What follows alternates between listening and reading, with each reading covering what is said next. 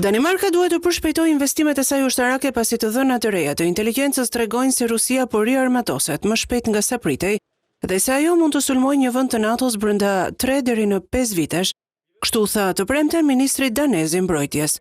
Kapaciteti i Rusisë për të prodhuar pajisje ushtarake është rritur në mënyrë të frikshme, tha ministri i mbrojtjes Troels Lund Poulsen për një gazetë vendase.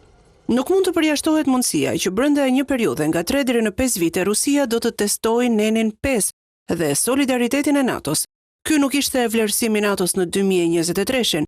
Kjo është diçka e re e cila po del në pa tani, tha ministri. Vlerësimi i ndryshuar i kërcënimit vjen pasi vendet e tjera evropiane të NATO-s kanë bërë paralajmërime të ngjashme në javët e fundit. Ministri gjerman i mbrojtjes Boris Pistorius tha në janar se aleanca duhet të përgatitej për një sulm rus mbi një vend të NATO-s brenda 5 apo 8 vitesh.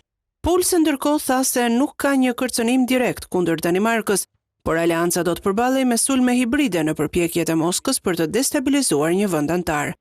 Rusia megjithëse ka vullnetin për ta bërë këtë. Tani ata munden edhe të kenë aftësinë dhe kapacitetin ushtarak të nevojshëm për ta bërë këtë, madje më shpejt nga sa ne e prisnim.